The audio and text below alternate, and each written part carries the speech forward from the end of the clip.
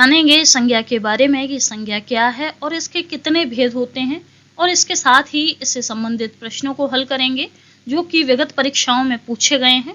तो सबसे पहले जानें कि संज्ञा क्या है। तो संज्ञा एक विकारी शब्द है। फिर बात करें इसकी परिभाषा की, तो परिभाषा सभी जानते हैं कि किसी व्यक्ति, वस्तु, स्थान, भाव आदि के नाम को संज्ञा कहते हैं।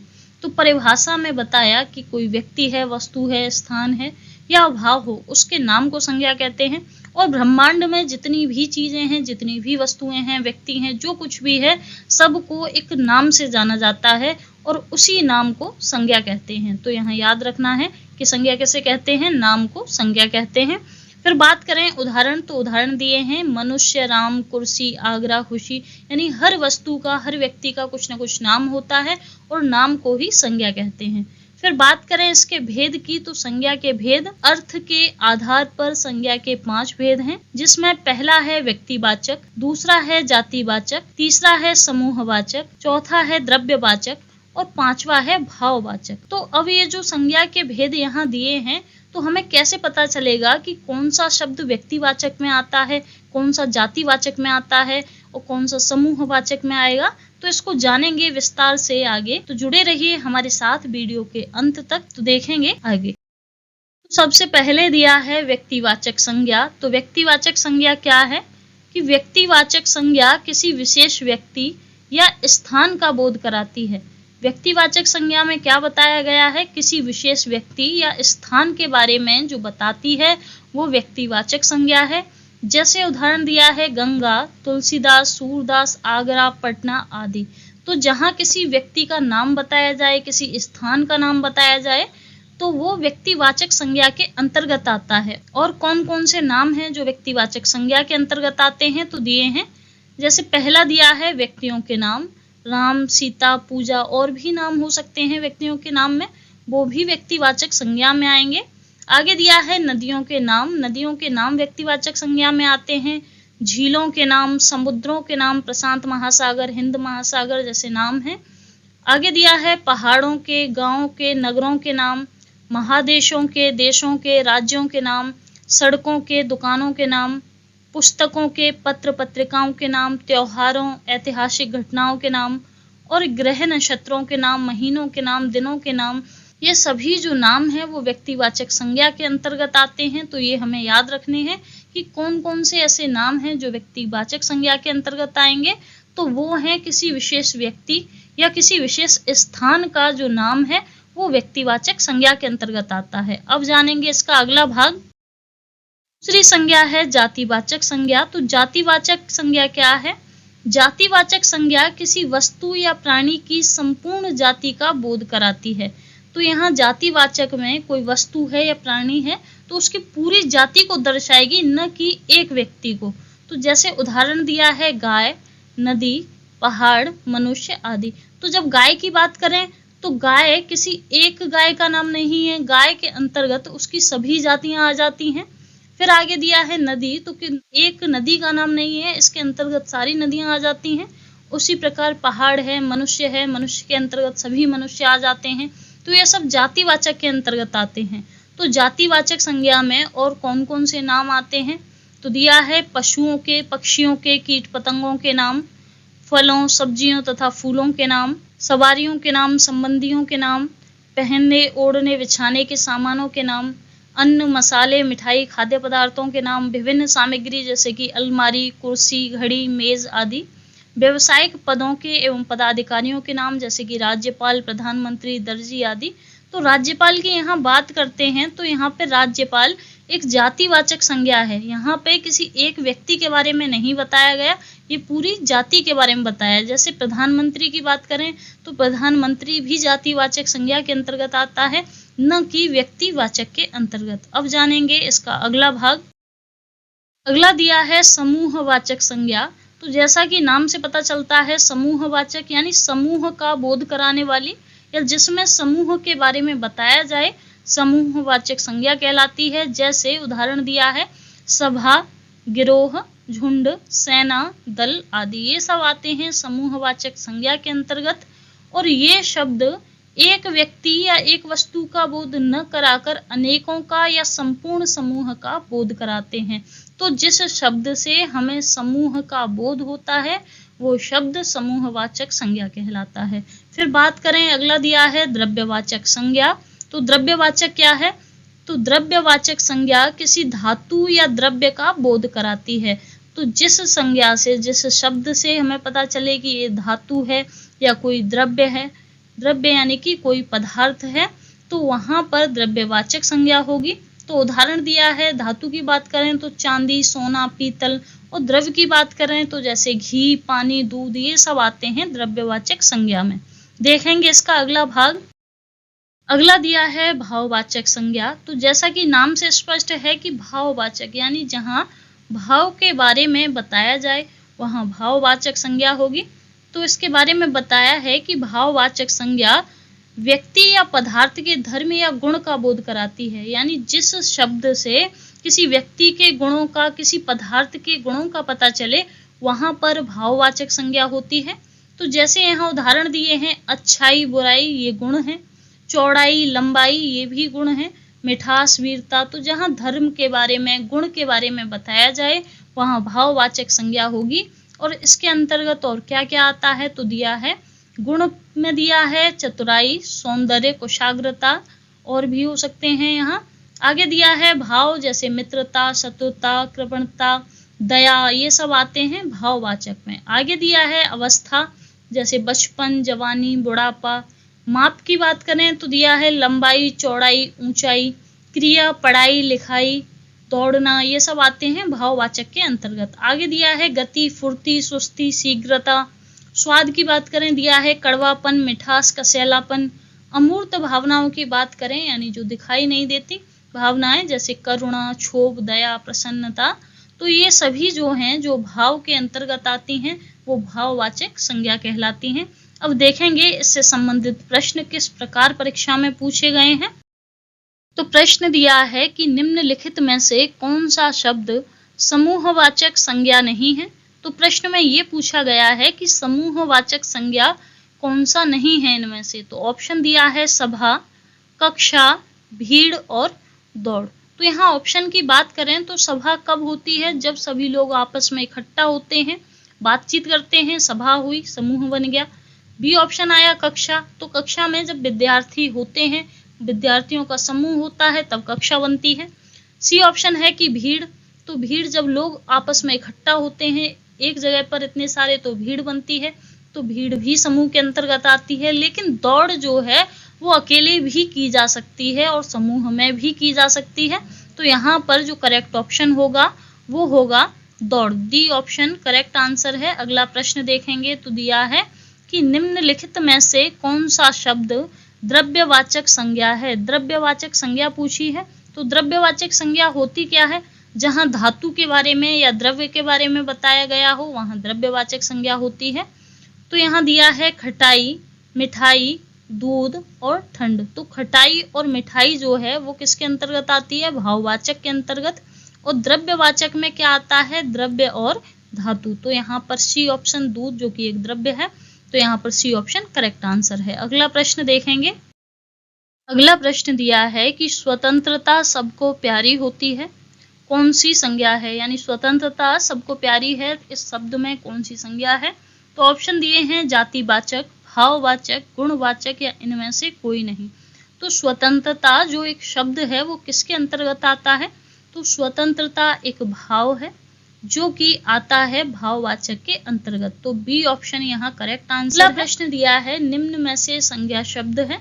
ऑप्शन दिए हैं हरा, पतला, सभा और गहरा। तो यहाँ ऑप्शन की बात करें तो जैसे दिया है हरा, तो पत्ते हरे रंग के हैं। तो हरा क्या हुआ? विशेषण हुआ। पत्ते की विशेषता है कि वो कैसे हैं? हरे हैं। बी ऑप्शन दिया पतला, तो ऐसे कह सकते हैं कि राजू जो है वो बहुत पतला है। तो यहाँ पर राजू की जो विशेषता है वो क्या है? कि वो पतला है। फिर बात करें सी ऑप्शन दिया है सभा, जब एक जगह पर सभी लोग इकट्ठा होते हैं कोई मीटिंग करने के लिए, वार्तालाप करने के लिए, तो वहां पर उस स्थान को सभा कहते हैं। तो सभा क्या है? एक संज्ञा है। तो यहाँ पर सी ऑप्शन करेक्ट आंसर होगा। देखेंगे अगला प्रश्न। अगला प्रश्न दिया है कि गाय कौन सी संज्ञा है। ऑप्शन दिए हैं व्यक्तिवाचक, जातिवाचक, भाववाचक और द्रव्यवाचक। तो यहाँ बात करें, जो शब्द दिया है गाय, वो केवल एक गाय के संबंध में नहीं कहा गया है, बल्कि यह संपूर्ण गाय की जो प्रजाति है उसके लिए गाय शब्द का प्रयोग किया जाता है। तो यहाँ किसी एक गाय की बात नहीं कर रहे, बल्कि जितनी भी गाय हैं वो गौ जाति के अंतर्गत आती हैं। तो यहाँ जातिवाचक संज्ञा होगी, बी ऑप्शन करेक्ट आंसर। अगला प्रश्न दिया है कि निम्न में से कौन सी भाववाचक संज्ञा है। भाववाचक संज्ञा बतानी है, यानी जिस शब्द में भाव प्रकट होते हैं वहां भाववाचक संज्ञा होगी। तो ऑप्शन दिया है दिल्ली, लड़का, मोहन और बीमारी। तो बात करें दिल्ली, जो कि एक नाम है, तो यहाँ व्यक्तिवाचक संज्ञा होगी। आगे दिया है लड़का, तो यहाँ किसी एक लड़के की बात नहीं हो रही, लड़का के अंतर्गत जितने भी लड़के हैं वो सभी कोई भी आ सकता है, तो यहाँ जातिवाचक होगी। फिर दिया है मोहन, जो कि एक नाम है, जो कि व्यक्तिवाचक संज्ञा है। और डी ऑप्शन दिया है बीमारी, जो कि क्या है, एक भाव है। तो यहाँ पर पूछा है भाववाचक संज्ञा क्या है, तो डी ऑप्शन करेक्ट आंसर। बीमारी जो है वो एक भाववाचक संज्ञा के अंतर्गत आती है। अगला प्रश्न देखेंगे। अगला प्रश्न दिया है कि पशु चर रहे हैं, रेखांकित शब्द की संज्ञा क्या है। तो यहाँ पर पशु के नीचे रेखांकन दिया हुआ है, तो पशु क्या है, किसके अंतर्गत आएगा। ऑप्शन दिए हैं व्यक्तिवाचक, जातिवाचक, भाववाचक और द्रव्यवाचक। तो पशु जो है वो किसी एक जानवर का नाम नहीं है, बल्कि जितने भी जानवर हैं, जितने भी पशु हैं, वो सब पशु जाति के अंतर्गत आते हैं। तो पशु क्या दर्शाता है, जातिवाचक संज्ञा को दर्शाता है। तो यहाँ पर बी ऑप्शन करेक्ट आंसर होगा। अगला प्रश्न देखेंगे। तो अगला प्रश्न दिया है कि राज्यपाल में कौन सी संज्ञा है। ऑप्शन दिए हैं व्यक्तिवाचक, जातिवाचक, भाववाचक और समूहवाचक। तो जिस प्रकार हमने अभी ऊपर प्रश्न किया पशु, तो पशु क्या है, जातिवाचक संज्ञा है। उसी प्रकार पदाधिकारियों के जो नाम होते हैं वो भी जातिवाचक संज्ञा के अंतर्गत आते हैं, जैसे राज्यपाल, प्रधानमंत्री, ये सब जातिवाचक संज्ञा हैं। तो यहाँ पर राज्यपाल में कौन सी संज्ञा होगी, बी ऑप्शन दिया है, जातिवाचक संज्ञा। अगला प्रश्न देखेंगे। अगला प्रश्न दिया है निम्नलिखित में से कौन सी भाववाचक संज्ञा है। भाव बताने हैं, भाववाचक संज्ञा में भावों को प्रकट किया जाता है, दर्शाया जाता है। तो ऑप्शन यहाँ दिए हैं भारत, जो कि एक देश का नाम है, और जो देश का नाम है वो व्यक्तिवाचक संज्ञा में आता है। लड़का जो कि आता है जातिवाचक संज्ञा में। सी ऑप्शन दिया है मित्रता, तो मित्रता क्या है, एक भाव है। तो यहाँ पर जो सी ऑप्शन है वो करेक्ट आंसर होगा। अगला प्रश्न दिया है गरीबों की सहायता करो। गरीब शब्द क्या है। ऑप्शन दिया है विशेषण, विशेष्य, जातिवाचक संज्ञा और भाववाचक संज्ञा। तो गरीब जो है वो केवल एक इंसान के बारे में, किसी व्यक्ति के बारे में तो बात नहीं कर रहे हैं, बल्कि इसके अंतर्गत जो लोग गरीब हैं वो सभी आते हैं। तो जहाँ सभी आते हैं तो वहाँ जाति की बात होती है, तो वो शब्द बनता है जातिवाचक संज्ञा। तो यहाँ पर सी ऑप्शन करेक्ट आंसर है। अगला प्रश्न देखेंगे। अगला प्रश्न दिया है कि बुढ़ापा एक प्रकार का अभिशाप है, रेखांकित शब्द की संज्ञा। तो यहाँ पर जो शब्द दिया है कि बुढ़ापा एक प्रकार का अभिशाप है, तो जो शब्द है बुढ़ापा ये किसके अंतर्गत आएगा, जातिवाचक, भाववाचक, व्यक्तिवाचक या समूहवाचक। तो इससे पहले हमने जाना था कि जहाँ जीवन की अवस्थाओं की बात हो वो भी भाववाचक संज्ञा में आते हैं, जैसे बचपन, जवानी, बुढ़ापा, ये सब भाववाचक संज्ञा के अंतर्गत आते हैं। तो यहाँ पर बी ऑप्शन करेक्ट आंसर होगा। अगला प्रश्न देखेंगे। तो दिया है कि लड़का दौड़ता है, इस वाक्य में लड़का किस संज्ञा का उदाहरण है। तो ऑप्शन दिए हैं व्यक्तिवाचक, जातिवाचक, भाववाचक या समूहवाचक। तो यहाँ बात करें कि लड़का शब्द जो है वो किस संज्ञा में आएगा, तो यहाँ एक लड़के की बात नहीं कर रहे हैं, उसका नाम नहीं पता। तो जहाँ नाम की बात नहीं हो रही है, कोई भी हो सकता है, तो वहाँ संपूर्ण लड़के प्रजाति की बात हो रही है, लड़के जाति की बात हो रही है, तो वहाँ जातिवाचक संज्ञा होगी। बी ऑप्शन करेक्ट आंसर है। अगला प्रश्न देखेंगे। अगला प्रश्न दिया है कि निम्नलिखित में से कौन सा शब्द जातिवाचक संज्ञा नहीं है। ऑप्शन दिए हैं जवान, बालक, सुंदर और मनुष्य। तो बात कर रहे हैं जातिवाचक की, जहाँ संपूर्ण जाति के बारे में बताया जाए, किसी एक व्यक्ति के बारे में न बताकर अनेकों के बारे में बताया जाए, वहाँ जातिवाचक संज्ञा होती है। तो दिया है जवान कोई भी हो सकता है, कितने भी लोग हो सकते हैं, बालक में कोई भी हो सकता है। जो सुंदर शब्द दिया है ये क्या है, एक विशेषण शब्द है, यानी विशेषता जो बताते हैं उसे विशेषण शब्द बोलते हैं। तो सुंदर जो ऑप्शन दिया है सी पर ये करेक्ट ऑप्शन होगा, ये जातिवाचक संज्ञा के अंतर्गत नहीं आता। अगला प्रश्न देखेंगे तो दिया है निम्नलिखित विकल्पों में से किस विकल्प में सभी शब्द व्यक्तिवाचक संज्ञा हैं, जिसमें व्यक्तिवाचक संज्ञा के बारे में बताया हो। तो व्यक्तिवाचक संज्ञा क्या होती है, जिसमें किसी विशेष व्यक्ति के नाम को और किसी विशेष स्थान के बारे में बताया गया हो, वहां व्यक्तिवाचक संज्ञा होती है। तो ऑप्शन दिया है राम, रामचरितमानस और गंगा, कृष्ण, कामायनी और मिठास, मिठास जो कि एक भाव के अंतर्गत आता है। अगला दिया है लखनऊ, आम और बुढ़ापा, बुढ़ापा भाव के अंतर्गत आता है। डी ऑप्शन ममता, वकील और पुस्तक, तो ममता भाव के अंतर्गत आता है। तो बात कर रहे थे व्यक्तिवाचक संज्ञा की, तो व्यक्तिवाचक में नाम और स्थान का नाम आता है, यानी किसी भी चीज का नाम बताया जाए वहां व्यक्तिवाचक संज्ञा होगी। तो ए ऑप्शन करेक्ट आंसर है, राम, रामचरितमानस और गंगा व्यक्तिवाचक संज्ञा के अंतर्गत आते हैं। अगला प्रश्न देखेंगे। अगला प्रश्न दिया है समुद्रगुप्त भारत का नेपोलियन था, यहाँ नेपोलियन किस प्रकार की संज्ञा है। ऑप्शन दिए हैं व्यक्तिवाचक, जातिवाचक, भाववाचक और समूहवाचक। तो यहाँ याद रखने वाली बात यह है कि व्यक्तिवाचक संज्ञा जो है उसमें कई नाम ऐसे हैं जो कि इतने अधिक प्रसिद्ध हो गए हैं प्रयोग करते करते, जैसे विभीषण शब्द जो है तो उसमें कहा जाता है कि हर घर में विभीषण नहीं होता। उसी प्रकार भारत का नेपोलियन, तो नेपोलियन शब्द जो है, विभीषण नाम जो है, जो शब्द है वो जातिवाचक के रूप में प्रयोग किया जाता है। उसी प्रकार नेपोलियन शब्द जो है वो भी जातिवाचक के रूप में प्रयोग किया जाता है। तो यहाँ पर बी ऑप्शन करेक्ट आंसर होगा। अगला प्रश्न देखेंगे। अगला प्रश्न दिया है कि जिस संज्ञा से एक ही प्रकार की वस्तुओं अथवा व्यक्तियों का बोध हो उन्हें कहते हैं। तो जिस संज्ञा से यानी जिस नाम से एक ही प्रकार की वस्तुओं, यानी कि जब पहाड़ की बात करें तो पहाड़ के अंतर्गत बहुत सारे पहाड़ आ जाते हैं। यदि मनुष्य की बात करें तो मनुष्य के अंदर बहुत सारे मनुष्य आ जाते हैं। तो वहाँ केवल एक व्यक्ति के बारे में बात नहीं कर रहे हैं, एक ही प्रकार की जो कई वस्तुएं हैं, व्यक्ति हैं, उनके बारे में जहाँ पता चले तो वहाँ कौन सी संज्ञा होगी। तो ऑप्शन दिया है व्यक्तिवाचक, जातिवाचक, भाववाचक और द्रव्यवाचक। तो यहाँ पर जो करेक्ट ऑप्शन होगा वो होगा जातिवाचक, बी ऑप्शन करेक्ट आंसर। अगला प्रश्न देखेंगे। अगला प्रश्न दिया है कि निम्नलिखित विशेषणों में संज्ञा को पहचानिए।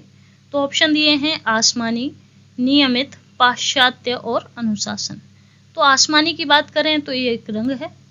तो रंग क्या है, यहाँ पर जैसे किसी चीज की विशेषता बताते हैं कि उस कपड़े का रंग आसमानी है, तो कपड़े की विशेषता बता रहे हैं कि उसका जो रंग है वो कैसा है, आसमानी है। बी ऑप्शन दिया है नियमित, कोई कार्य यदि नियम से किया जाए और रोज किया जाए तो वहां पर जो विशेषता बनती है वो नियमित बनेगी विशेषण। फिर वहां सी ऑप्शन दिया है पाश्चात्य, यानी कि प्राचीन काल की जो वस्तुएं हैं, चीजें हैं, कलाएं हैं, उन्हें पाश्चात्य के नाम से जाना जाता है, तो पाश्चात्य एक विशेषण है। डी ऑप्शन दिया है अनुशासन, जो कि क्या है, एक संज्ञा है, एक नाम है। तो यहाँ पर जो करेक्ट ऑप्शन होगा वो होगा डी ऑप्शन। अगला प्रश्न देखेंगे तो दिया है कि निम्नलिखित में से किस विकल्प में सभी शब्द भाववाचक संज्ञा शब्द हैं, यानी इनमें से कौन सा ऐसा विकल्प है जिसके सभी जो शब्द हैं भाववाचक संज्ञा के अंतर्गत आते हैं। तो ऑप्शन दिया है अमीर, गरीब, समूह और मिठास, जवानी, खटास, पुस्तक और गंगा, रसीला, कड़वाहट, बुढ़ापा, उन्नति, धैर्य, चालाकी, उदासी और शून्य। तो सबसे पहला ऑप्शन बात करें अमीर और गरीब, तो ये आते हैं जातिवाचक के अंतर्गत। समूह आता है समूहवाचक के अंतर्गत। फिर बी ऑप्शन बात करें जवानी, जो कि भाववाचक है। खटास की बात करें तो ये भी भाववाचक है। पुस्तक जो कि नाम है व्यक्तिवाचक में आएगा। गंगा नाम है व्यक्तिवाचक में आएगा। सी ऑप्शन दिया है रसीला, कड़वाहट, बुढ़ापा और उन्नति, ये आते हैं भाव के अंतर्गत। तो यहाँ जो करेक्ट ऑप्शन है इसमें सभी जो शब्द दिए हैं भाववाचक संज्ञा के अंतर्गत आते हैं। तो इस प्रकार आज हमने संज्ञा क्या है, इसकी परिभाषा, इसके भेद और इससे संबंधित जो प्रश्न हैं अभी तक परीक्षाओं में पूछे गए हैं उन सभी के बारे में जाना। तो जुड़े रहिए हमारे साथ हमारे YouTube चैनल पर ऐसी ही और वीडियोस पाने के लिए। अगर आपको ये वीडियो पसंद आए तो लाइक, शेयर, कमेंट और सब्सक्राइब जरूर करें। सब्सक्राइब करने के साथ बेल आइकन पर भी क्लिक करें। मिलते हैं अगली एक ऐसी ही नई वीडियो में। जय हिंद, जय भारत।